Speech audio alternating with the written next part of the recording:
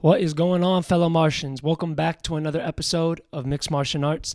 My name is Austin Shaper, and this is a podcast where we explore the topics of UAP, UFC, and World War III. Today being a World War III episode, and man, is there like a huge influx of things to talk about. Today is Tuesday, October 3rd, and a few of you who keep up with the subject probably have heard that today at around 2:20 p.m. Eastern Time Zone, we are going to be getting a national emergency broadcast alert on all of our phones. I've also heard that it's going to be on TVs, computers, tablets, so on and so forth. We're going to be getting that if you live in the United States around 2:20 p.m. Eastern Time Zone.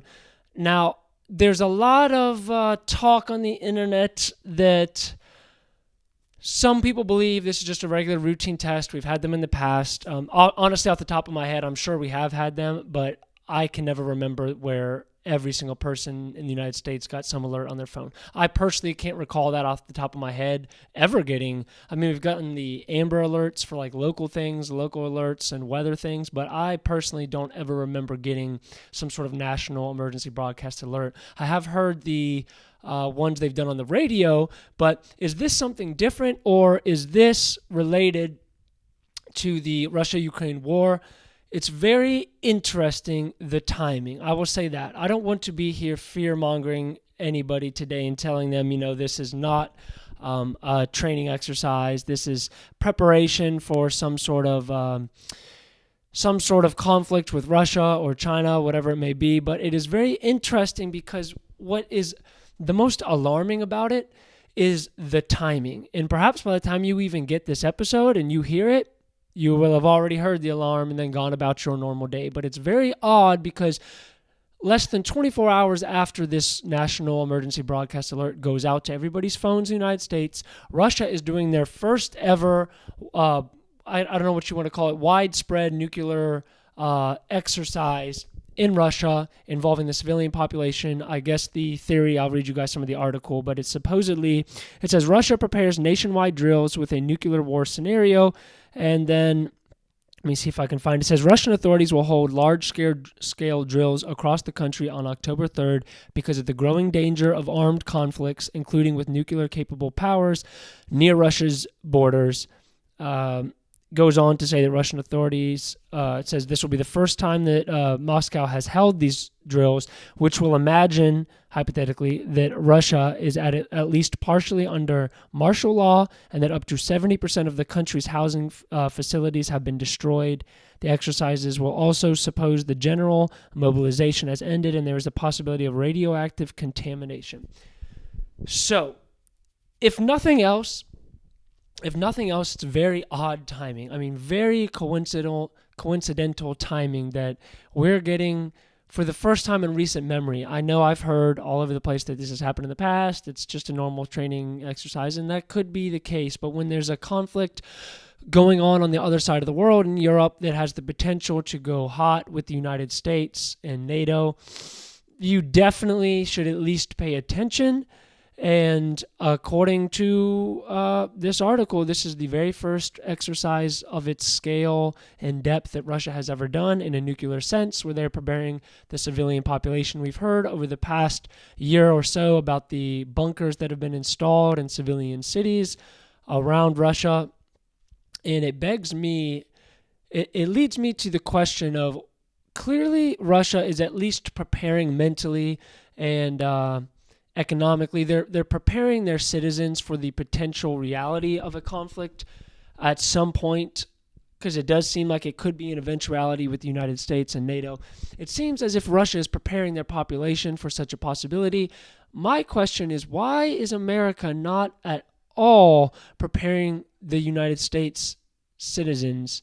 Why are they not preparing us for the not only the effects that it would have economically and the impact it would have on our nation, but I mean just like in a societal way? Why are they not like mentally prepping civilians to be ready for this? Because it's clearly a possibility. We are poking the bear in Russia in numerous ways. The conflict is heating up and it's reaching kind of this dire this dire point in the conflict where we'll cover this in a minute about what's going on with the funding with Ukraine, because it seems like it may be pulled here soon, not only from the United States but from countries such as Britain as well. But why are we not being prepared for this? Why are there no bunkers being made? I mean, when you're poking the biggest nuclear bear in the world in Russia, why would you not at least have a contingency plan? And some people may think, okay, well, that's what this emergency broadcast alert is. It's just a contingency plan to prepare the population if a worst case scenario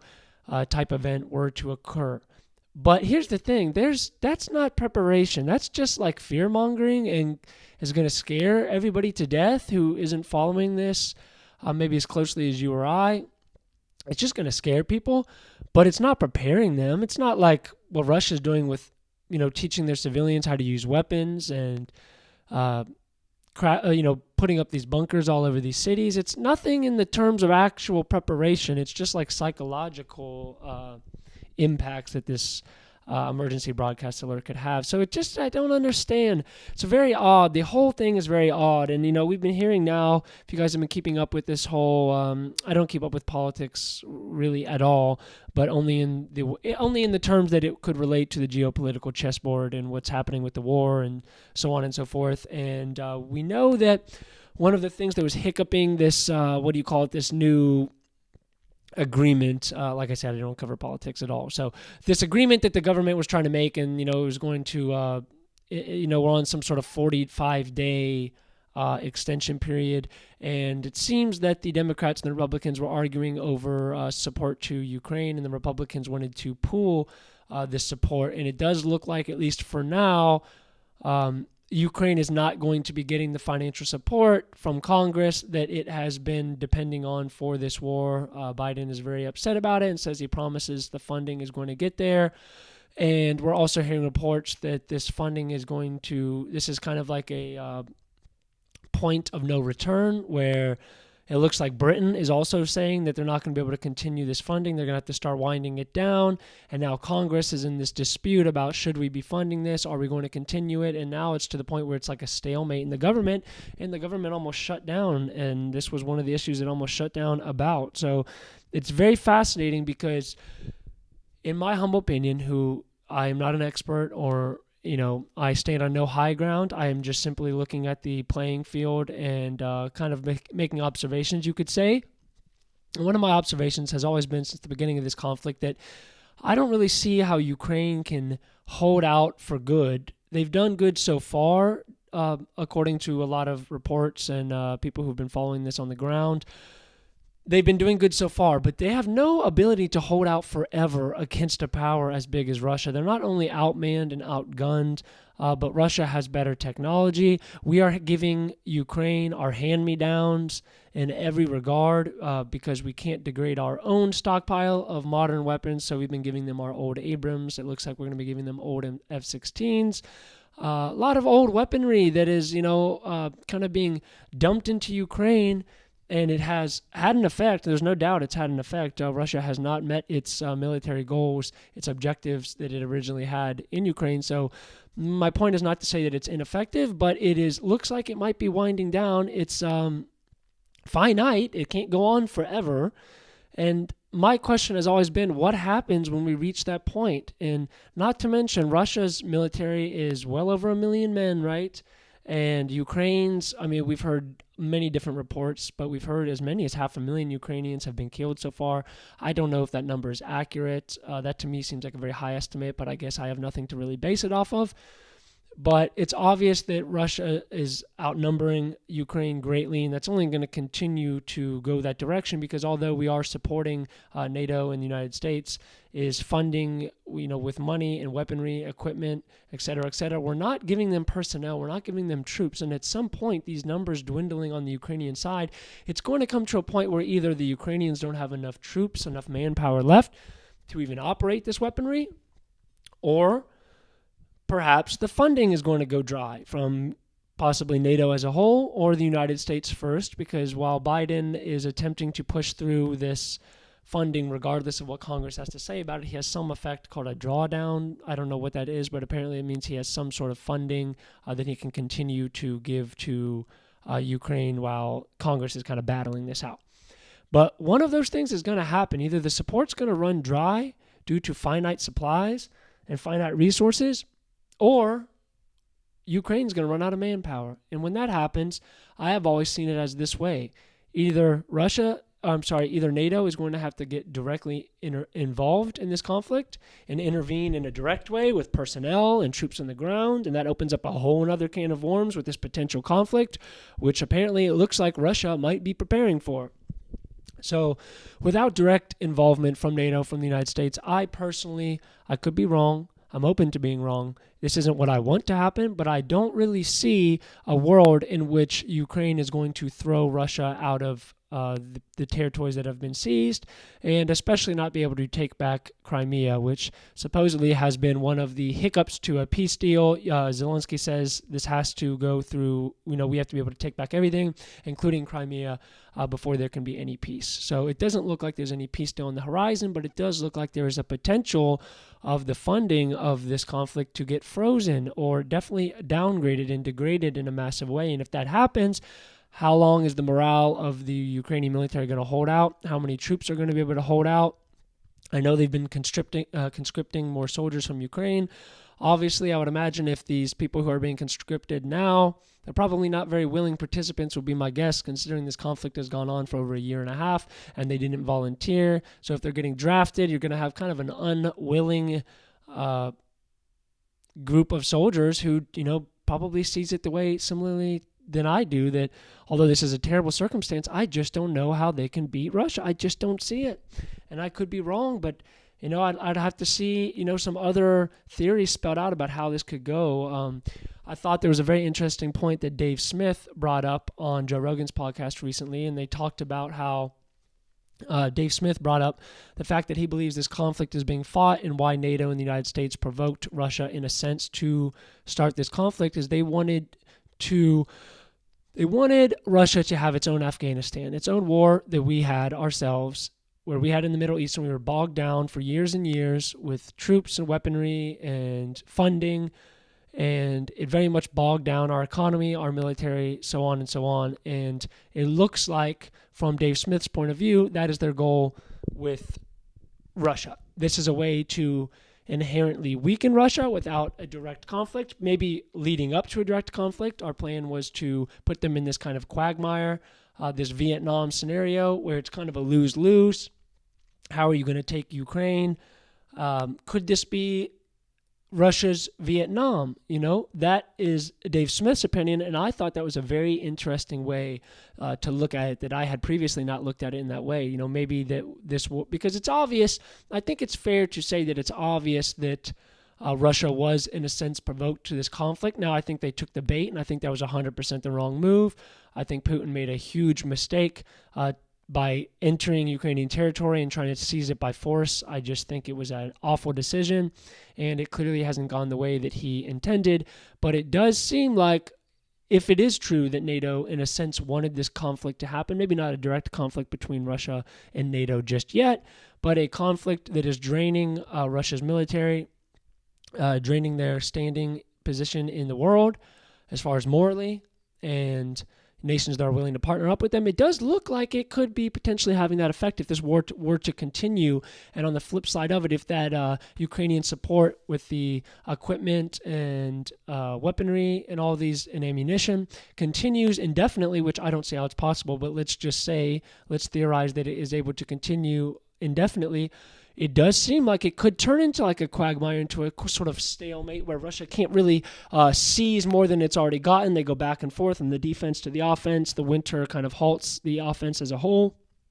And this turns into a Vietnam type scenario where it's kind of like a lose-lose for Russia. Either you stay there and you continue to lose troops and have to put your economic power and all that into the war that maybe doesn't have a good result even if you take it, or you leave, like how we left Vietnam, and that's kind of the end of it. And it's looked at in history as the Vietnamese kind of repelled the United States forces, or at least made the cost so great that it wasn't worth it to continue the war. So could that be what's going on? I think that's about as good a theory as I have heard so far, because I have spent a lot of time kind of bouncing back different theories in my head about why on earth would you be provoking the biggest nuclear power in the world. I don't see any payoff. I don't see a benefit.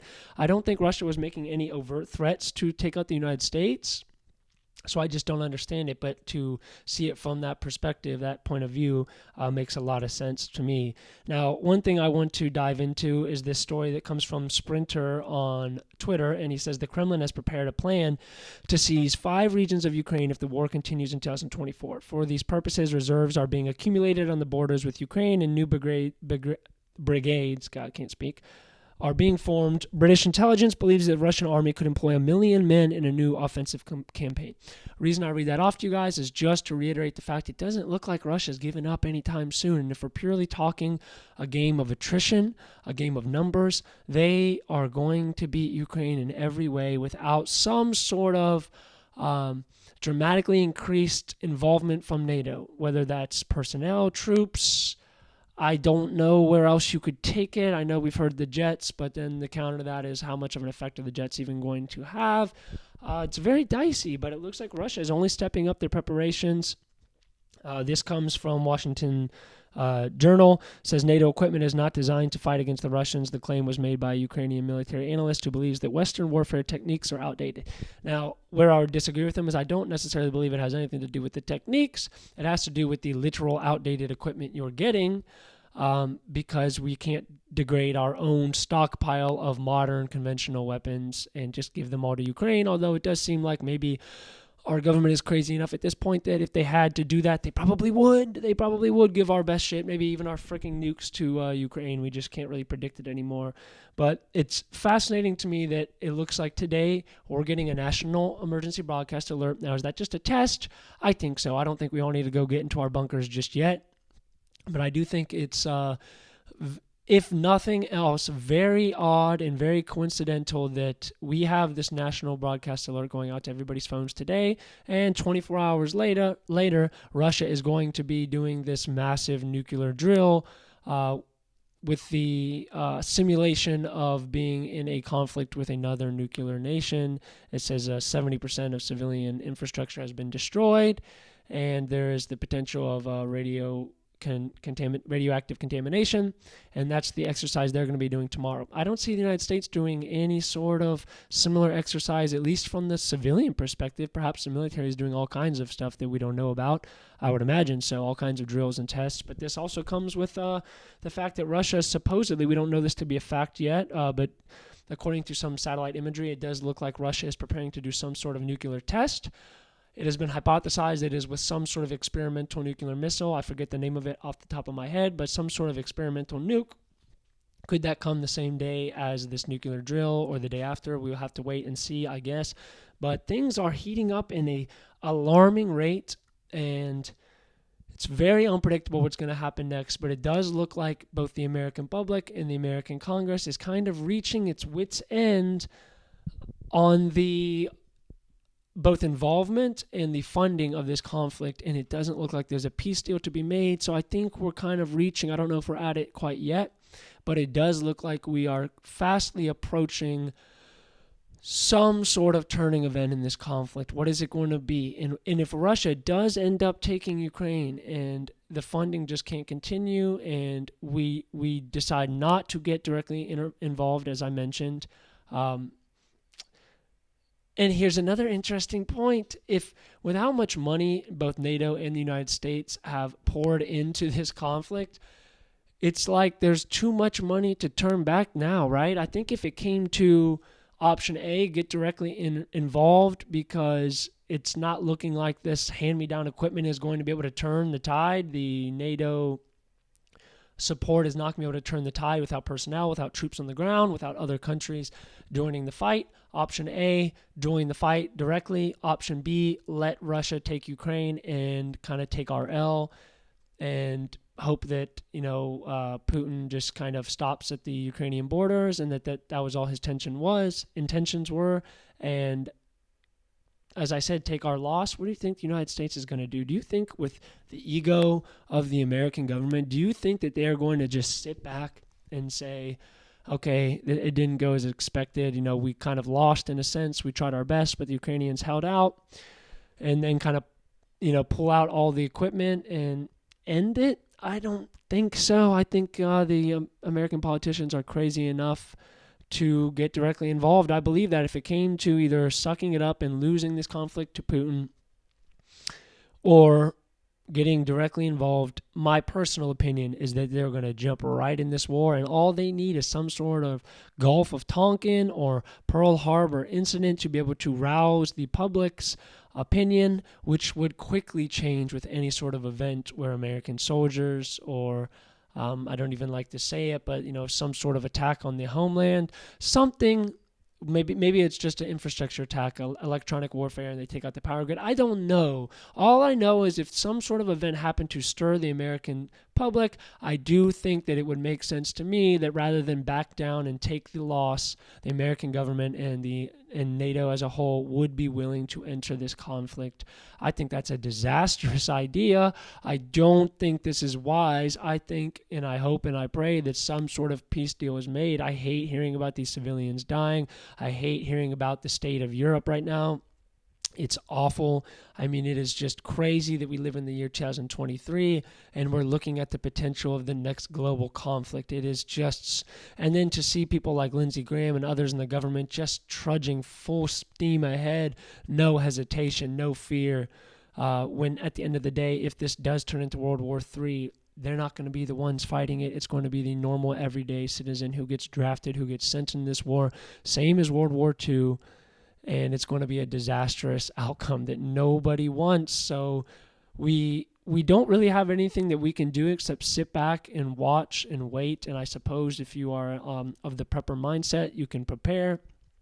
But man, I just don't know, guys. I would love to hear your thoughts on this. This is a fascinating development with this 24-hour period of where we're doing a national emergency alert, and then right after it, they're doing a nuclear simulation drill. On top of that, you have Congress fighting over the funding. You have Britain saying we can't continue to fund this. You have Poland wanting to back down on their funding. So it looks like the tides are turning. And kind of Russia, it seems like they just need to stand by and wait for NATO to fight amongst themselves and draw down their support before they start this new supposed million-man offensive or whatever it may be. And eventually, through attrition, through manpower, through better resources, through being right there on Ukraine's border, they could win this. And then from there, what do the crazy politicians do? Do they try to drag us into a direct conflict, or do they back down and say, okay, well, we tried. We just spent, $150, $200 billion, and we didn't have any sort of effect that we wanted? I don't think they're going to accept that. I just don't. I appreciate you guys so much for tuning in. I try to do this show daily. I haven't been doing it for the past couple of days, just been busy, but I will be back with another episode tomorrow. As I mentioned, we don't only talk geopolitics, but we talk UFO, UAP news as it develops, and then I follow the UFC, as you can see behind me on the wall, pretty closely as well. So if you guys enjoy talking about one of these subjects, or two, or maybe all three, go ahead and click subscribe on this YouTube channel. More than anything, I would appreciate if you guys are listening on the podcast apps such as Spotify, Podcast Addict, Apple Podcast. Just go ahead, click Mixed Martial Arts. You can find the link in the description of this video and just click follow. Leave me a 5-star review. That's a huge help to me for other people to be able to discover my show. I really want to grow this, and I'm enjoying doing it. I hope you guys are getting value out of it as well. And lastly, if you'd like to talk with myself and others on a daily basis on the Discord app, we have a group called Mixed Martial Arts for people who are interested in these same topics, who like to share news, share their experiences, their opinions, ask questions, and just kind of build connections with people all over the place who share the same interests. If that sounds appealing to you, go ahead, click the link in the description to this video. The group is called Mixed Martial Arts. We have 3 little subgroups, so you can talk about UFC news, talk about whatever you want, and as it grows, we're going to be doing gaming sessions together, watching the fights, doing Zoom calls where we can kind of all talk. It's not just an Austin monologue, so you can look forward to that in the future. I'm going to be doing some really cool merch designs coming out here shortly. I'm in the process of working on it. I really want to do some cool clothing. I got some cool ideas for Mixed Martial Arts, and your support means the world. So thank you guys for tuning in. We'll be back tomorrow with another episode. Peace out, Martians. Have a good one.